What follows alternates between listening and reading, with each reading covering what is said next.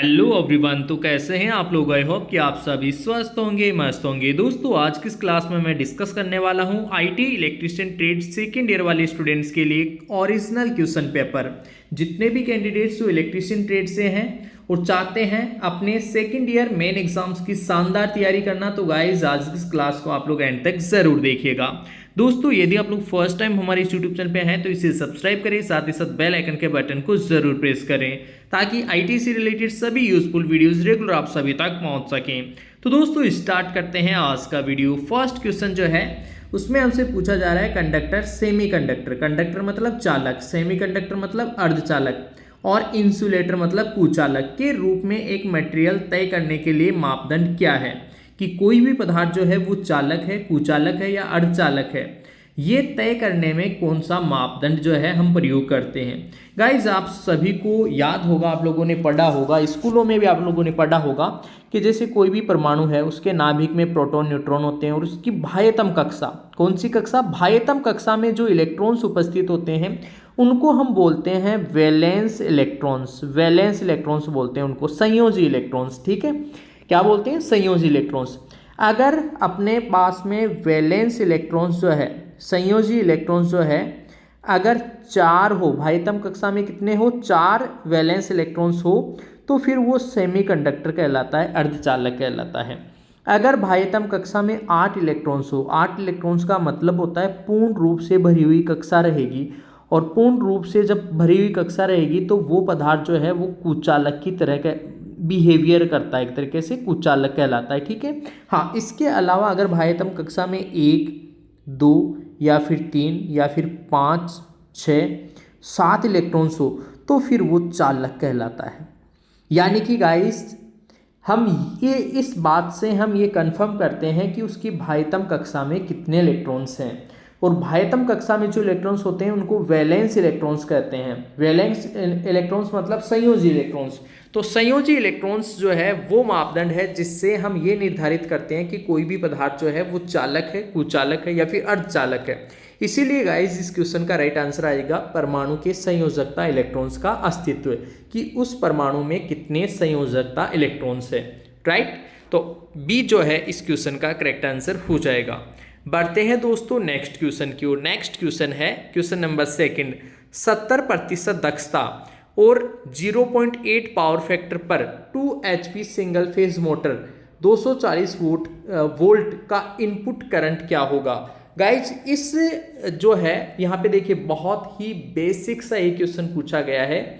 यहाँ पे आपके पास में HP ये पावर दिया हुआ है, वोल्टेज दिया हुआ है, ठीक है, और पावर फैक्टर जो है वो भी दिया हुआ है, P बराबर VI cos फाई होता है, P बराबर VI cos फाई, ठीक है, और दक्षता भी दे रखा है, एफिशिएंसी भी। ठीक है, तो यहाँ से जो है आप लोग जो है फॉर्मूले में वैल्यूज पुट करके अगर इस क्वेश्चन को कैलकुलेट करोगे तो यहाँ पे करंट का जो मान है वो आ जाएगा अपने पास में 11 एम्पियर। तो राइट आंसर हो जाएगा ऑप्शन डी। बढ़ते हैं साथियों इसके बाद में नेक्स्ट क्वेश्चन। उद्योगों में किस प्रकार की machine multi motor electric drive के साथ प्रदान की जाती है, प्रयोग की जाती है। ठीक है, ये बोल रहा है कि किस प्रकार की मशीन, कौन सी मशीन ऐसी होती है जो मल्टी मोटर इलेक्ट्रिक ड्राइव में प्रयोग होती है। मल्टी मोटर इलेक्ट्रिक ड्राइव में जो है guys rolling machine, multi motor electric drive जो है वहां पे हम रोलिंग मशीन जो है उसका यूज करते हैं। राइट आंसर हो जाएगा ऑप्शन बी। करेक्ट आंसर हो गया ऑप्शन बी। देखिए इसके बाद में है next question. Next question number 4। Winding में टेप का उद्देश्य क्या होता है। वाइंडिंग में टेप यानी कि यहाँ पे जो है एक तरीके से जो चिपकाने वाली टेप है उसकी बात कर रहा है ये। What is the purpose of tapes in winding. Winding में टेप का उद्देश्य क्या है। रैप द कंडक्टर, कंडक्टर्स जो है उनको लपेटना, कंडक्टर्स को क्या करना, लपेटना। ठीक है, यहाँ पे जो टेपिंग निकाली जाती है वाइंडिंग में से उसकी बात नहीं कर रहा है ये, क्योंकि उसके अकॉर्डिंग देखिए यहाँ पे ऑप्शन नहीं है, तो टेप से कोयल को बांधते भी नहीं है, स्लॉट को इंसुलेट टेप से नहीं करेंगे, खुले कंडक्टर को इंसुलेट ये भी नहीं हो जाएगा, कंडक्टर को लपेटना। ठीक है, कंडक्टर को लपेटना, ये इसका राइट आंसर हो जाएगा ऑप्शन बी। बढ़ते हैं नेक्स्ट क्वेश्चन की ओर। कॉयल और ओवरहैंग, कॉयल और ओवरहैंग वाइंडिंग के लिए किस प्रकार की इंसुलेटिंग मटेरियल का चयन किया जाता है या का प्रयोग किया जाता है। तो गाइज वहाँ पे हम यूज़ करते हैं टेरेलिन थ्रेड। किसका यूज़ करते हैं? टेरेलिन थ्रेड का। कॉयल और ओवरहैंग वाइंडिंग के लिए हम टेरेलिन थ्रेड का यूज़ करते हैं। ऑप्शन ए इस क्वेश्चन का राइट आंसर होगा। नेक्स्ट क्वेश्चन नंबर 6 है, चित्र में दिखाए अनुसार एक्स से चिन्हित संपर्क का नाम क्या है? देखिए यार, यहाँ पे आप लोग समझिएगा, यहाँ पे दो डायग्राम बने हुए, एक हिंदी का पेपर और इंग्लिश, दो लैंग्वेज है इसमें, बाइलिंगुअल है ये, इसलिए जो है दो डायग्राम बने हुए हैं। दोनों में से कोई भी एक डायग्राम को आप लोग देख सकते हो। सेकंड वाला जो डायग्राम है वो भी सेम ही है, ठीक है। तो यहाँ पे जो है एक्स ये बना हुआ है और इस एक्स को हम क्या कहते हैं? देखो एक्स इसके लिए बोल रहा है और ये हमेशा ऑक्सिलरी कॉन्टेक्ट कहलाता है।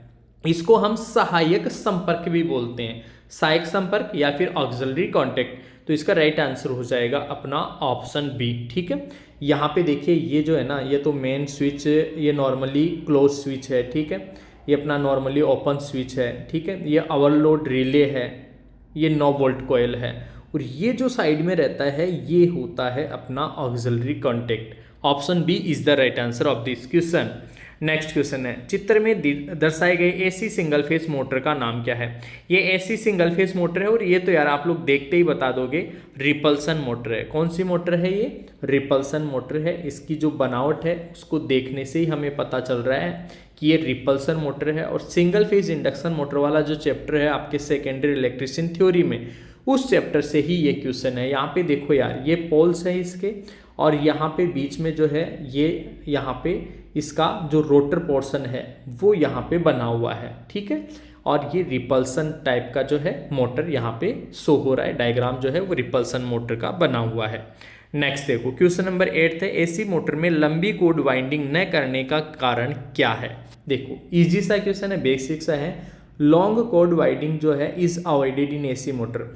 एक्चुअल में एसी मोटर्स में हम शॉर्ट कॉर्ड जो वाइंडिंग है वो करते हैं, ठीक है। लॉन्ग कॉर्ड इसलिए नहीं करते क्योंकि अधिक वाइंडिंग तार की आवश्यकता होगी।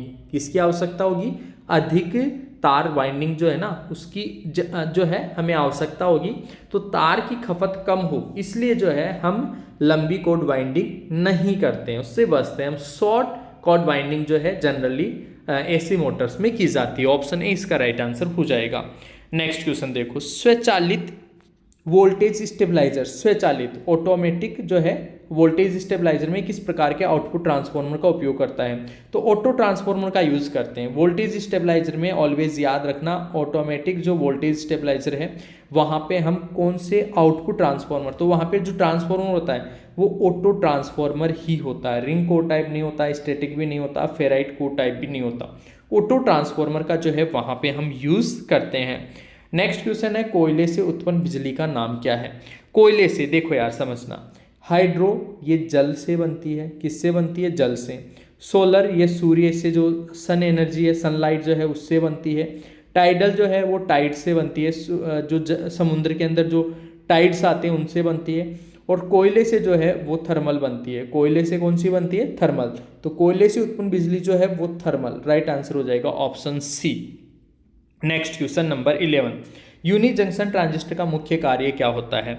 दोस्तों यूजेटी, यूनी जंक्शन ट्रांजिस्टर का जो है ये यूज पूछा है, उसका उपयोग पूछा है।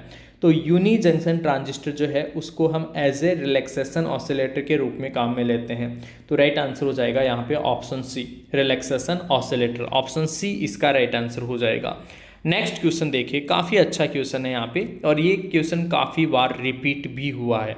काफ़ी बार जो है ये रिपीट हुआ है। 36 कॉइल्स है, 4 पोल है और 3 फेज हैं। डबल लेयर है डिस्ट्रीब्यूटिंग वाइंडिंग के लिए। कोयल की संख्या, कोयल ये रहा कोयल, ठीक है। पर कला पर पोल 2 बार ऑब्लिक है ना, तो इसको पर कला पर पोल बोलेंगे।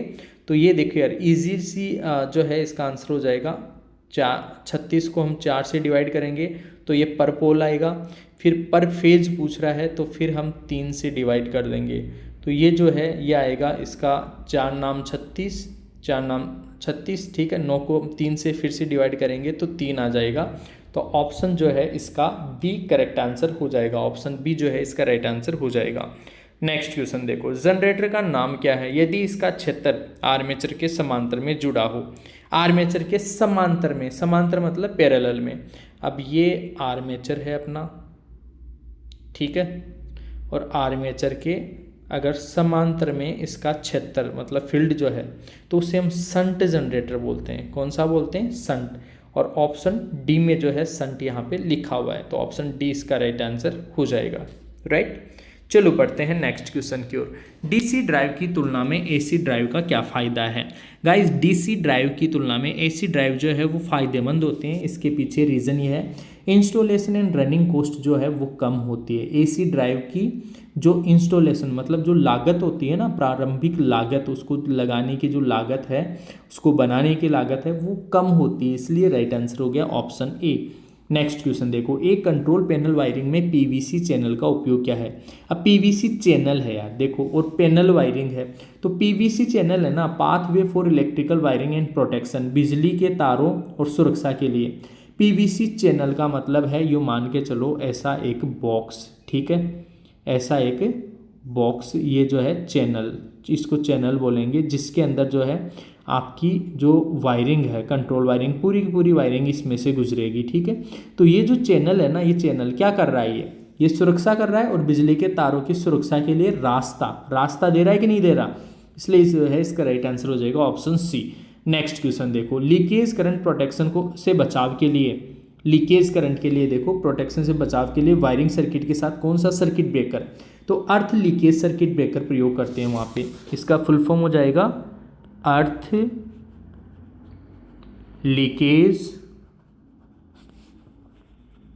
Circuit breaker, earth leakage circuit breaker, ELCB, earth leakage circuit breaker, earth leakage circuit breaker, option A जो है इसका राइट आंसर हो जाएगा।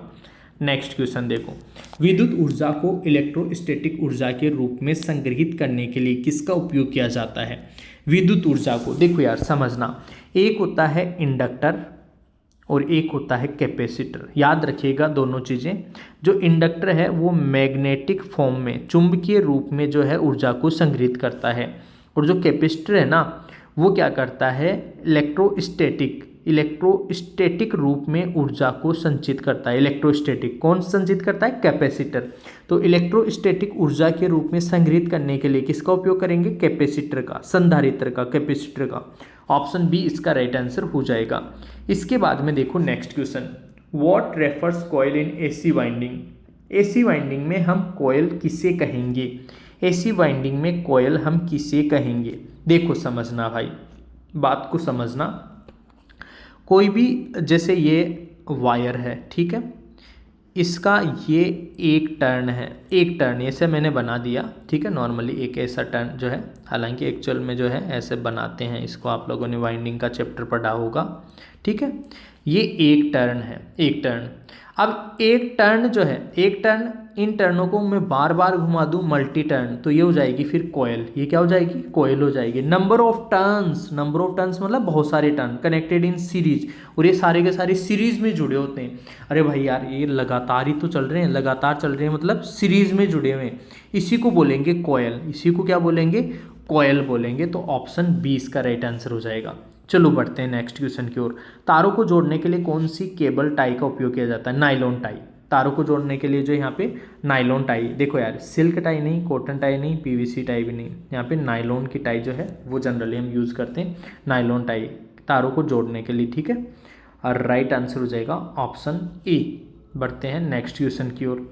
यदि लोड बढ़ता है तो डीसी शंट जनरेटर का टर्मिनल वोल्टेज क्यों कम हो जाता है? लोड अगर बढ़ता है तो डीसी शंट जनरेटर का टर्मिनल वोल्टेज क्यों कम हो जाता है? या लोड बढ़ेगा तो उससे क्या होगा? आर्मेचर रिएक्शन बढ़ेगी। आर्मेचर रिएक्शन बढ़ेगी तो जो है टर्मिनल वोल्टेज ऑटोमेटिकली क्या हो जाएगा? शंट जनरेटर में कम हो जाएगा। राइट आंसर हो जाएगा अपना ऑप्शन डी, आर्मेचर प्रतिक्रिया। आर्मेचर रिएक्शन मतलब आर्मेचर प्रतिक्रिया के प्रभाव के कारण। ऑप्शन डी इसका राइट आंसर होगा। नेक्स्ट क्वेश्चन है, जैसा कि चित्र में दिखाया गया है, रेजिस्टर का नाम क्या है?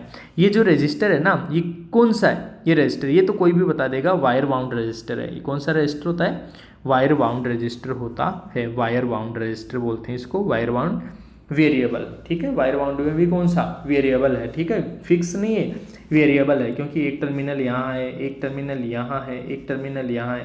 तीन अलग अलग टर्मिनल दिख रहे हैं, इसलिए जो है ये वेरिएबल रेसिस्टर है, मतलब इसके मान को कम या ज़्यादा अपन कर सकते हैं। ऑप्शन सी इसका राइट आंसर हो जाएगा। नेक्स्ट क्वेश्चन देखो, स्टेप्ड वोल्टेज स्टेबलाइजर में किस ट्रांसफॉर्मर, स्टेप्ड वोल्टेज स्टेबलाइजर में, स्टेप्ड वोल्टेज स्टेबलाइजर में अभी थोड़ी देर पहले एक क्वेश्चन आया था, उसमें था ऑटोमेटेड, ठीक है। ऑटोमेटेड वोल्टेज स्टेबलाइजर में अपन जो है ऑटो ट्रांसफॉर्मर का यूज़ करते हैं। ठीक वैसे ही स्टेप्ड वोल्टेज स्टेबलाइजर जो है उसमें भी हम ऑटो ट्रांसफॉर्मर का ही यूज़ करते हैं। किसका यूज़ करेंगे, ऑटो ट्रांसफॉर्मर का ही यूज़ करते हैं। ऑप्शन डी इसका राइट आंसर हो जाएगा। नेक्स्ट क्वेश्चन है गाइस, इसके बाद में चित्र में दिखाए अनुसार डीसी जनरेटर में एक्स से चिन्हित भाग क्या है। ये देखो यार, ये यहाँ पे डायग्राम बना हुआ है और इसमें जो है इनको पूछा गया है कि ये क्या है। ये देखो कम्यूटेटर का डायग्राम है, कम्यूटेटर, ठीक है। और यहाँ पे क्या होता है, एक्चुअल में जो आर्मेचर वाइंडिंग आती है ना, आर्मेचर वाइंडिंग को यहाँ पे लाके एक तरीके से सोल्डरिंग कर देते हैं, कनेक्ट कर देते हैं, ठीक है। और इसको बोलते हैं राइजर, कम्यूटेटर राइजर बोलते हैं इनको। क्या बोलते हैं, कम्यूटेटर राइजर, ठीक है। ऑप्शन सी जो है उसमें लिखा हुआ है कम्यूटेटर रेजर, राइजर, रेजर, ठीक है। कम्यूटेटर राइजर इसे बोलते हैं। ऑप्शन सी इसका राइट आंसर हो जाएगा।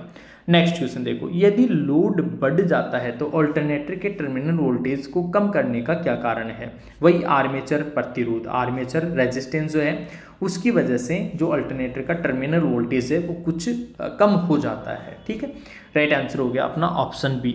इसके बाद में देखें नेक्स्ट क्वेश्चन है, चित्र में दिखाए अनुसार डीसी मोटर का नाम क्या है। ये डीसी मोटर है, डीसी सप्लाई दे रहे हैं, शंट में यहाँ पे जुड़ा हुआ है तो इसको तो डीसी शंट मोटर बोलेंगे यार। ये तो बहुत इजी सा क्वेश्चन हो गया। अरे आर्मेचर के शंट में जुड़ा हुआ है तो डीसी शंट मोटर बोल देंगे। ऑप्शन ए इसका राइट आंसर हो जाएगा। नेक्स्ट क्वेश्चन देखो, चित्र में दिखाए अनुसार प्रतीक का नाम क्या है। ये कौन सा है, ये तो जीनर डायोड का है भाई। किसका है, जीनर डायोड का। देखते ही पता चल रहा है जीनर डायोड का है। नॉर्मल डायोड जो होता है वो ऐसा होता है, फोटो कंडक्टिव डायोड जो होता है वो ऐसा नॉर्मल डायोड के जैसे होगा, लेकिन यहाँ जो है तीर का निशान आते हुए, ये photo diode. Light emitting diode जो है उसमें जो है डायोड होगा और लाइट एमिटिंग मतलब तीर का निशान बाहर की तरफ, ठीक है। तो यहाँ पे जो है फिलहाल ये जीनर डायोड का डायग्राम है, तो ऑप्शन सी इसका राइट आंसर होगा। नेक्स्ट क्वेश्चन है, किस प्रकार का लोड जी सीरीज, देखो यार एक एल सीरीज होता है, एक जी सीरीज होता है। अब जी सीरीज है ना, ये याद रखना एसी वगैरह के लिए जनरली यूज होता है। जी सीरीज एमसीबी द्वारा संचालित होता है। एयर कंडीशनर वगैरह जो होते हैं ना उनके लिए हम जी सीरीज एमसीबी का उपयोग करते हैं, जी सीरीज एमसीबी का उपयोग करते हैं।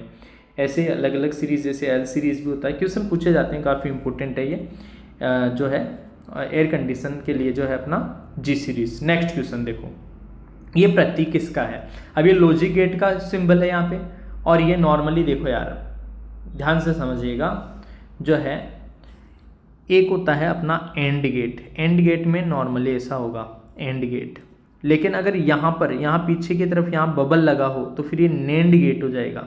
तो यहाँ देखो ये बबल लगा हुआ है और एंड गेट ये है ही, तो ये हो गया नेंड गेट। क्या हो गया, नेंड गेट। ऑप्शन सी इसका राइट आंसर हो जाएगा। ऑप्शन सी जो है वो इस क्वेश्चन का राइट आंसर हो जाएगा। नेक्स्ट क्वेश्चन देखो, सिंक्रोनस मोटर ऑपरेशन के लिए डीसी आपूर्ति क्यों आवश्यक है। सिंक्रोनस मोटर के लिए, अब सिंक्रोनस में देखो समझना, सिंक्रोनस में क्या होता है, आप लोगों का ये फील्ड होगा, इस फील्ड पे अपन को डीसी देनी होती है और यहाँ पे जो है आप लोगों का स्टेटर होता है, ठीक है। स्टेटर पे जो है हम 3 फेज एसी सप्लाई देते हैं, राइट। तो मोटर को सिंक्रोनस गति पर चलाने के लिए ऐसा करना पड़ता है। यहाँ पे हम डीसी देते हैं और यहाँ पे एसी देते हैं, राइट।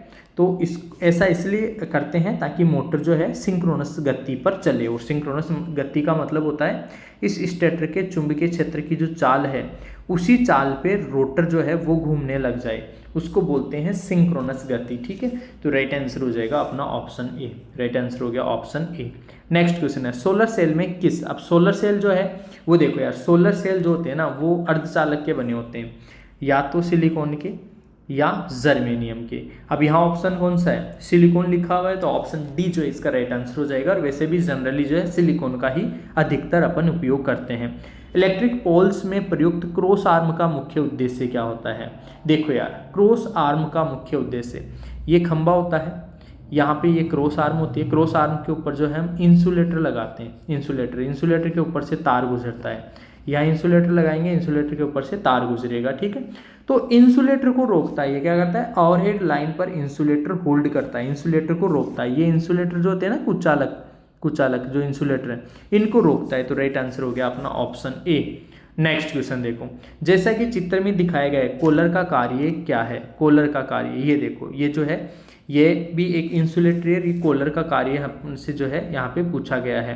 तो कॉलर जो है क्षेत्र के चारों ओर इंसुलेशन प्रदान करना। जो कॉलर है इसका कार्य क्या है, यहाँ पे क्षेत्र के चारों ओर इंसुलेशन प्रदान करना। क्षेत्र के चारों ओर यहाँ पे जो है कॉलर जो है वो क्या करेगा, इंसुलेशन प्रदान करेगा, ठीक है। नेक्स्ट देखो, नेक्स्ट क्वेश्चन है, डैम्पर वाइंडिंग के लिए किस मटेरियल। डैम्पर वाइंडिंग जो है वो कॉपर बार का उपयोग होता है। डैम्पर वाइंडिंग जो है वो किसकी बनी होती है, कॉपर बार की, तांबे की छड़ों की, ठीक है। राइट आंसर हो जाएगा अपना ऑप्शन ए।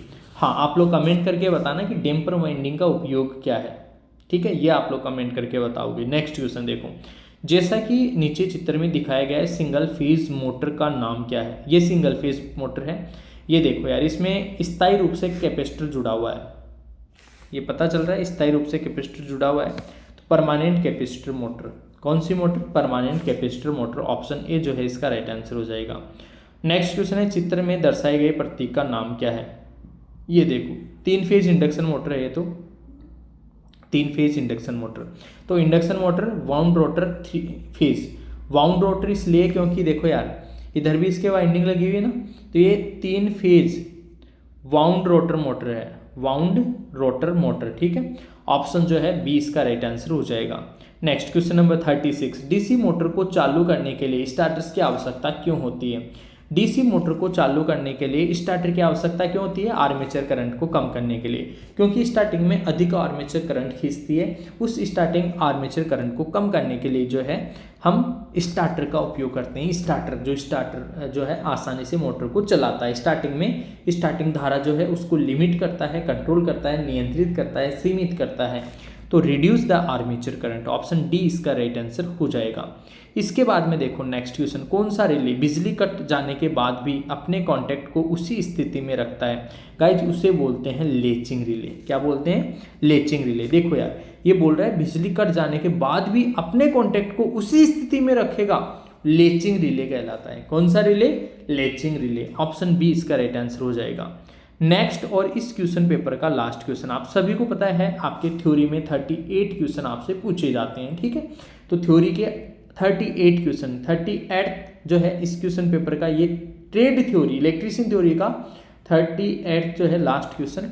अल्टरनेटर के रोटर को डीसी प्रदान करने वाले उपकरणों का नाम। डीसी प्रदान करने वाले उपकरण को जो है हम किस नाम से जानते हैं, एक्साइटर, उत्तेजक के नाम से हम जानते हैं, उससे एक्साइटर या उत्तेजक बोलते हैं। और इसके लिए जो है हम डीसी शंट जनरेटर या फिर जो है बैटरीज का हम यूज़ कर सकते हैं, ठीक है। राइट आंसर हो जाएगा ऑप्शन बी। इस तरीके से ये यहाँ पे इलेक्ट्रिशियन थ्योरी के जो है मैंने 38 क्वेश्चन डिस्कस किए हैं।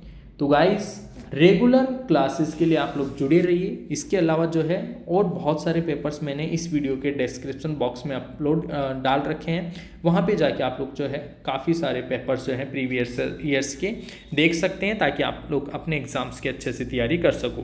तो साथियों फिलहाल इस वीडियो में इतना ही, मिलेंगे आपसे नेक्स्ट वीडियो में, तब तक के लिए आप सभी को बहुत बहुत धन्यवाद।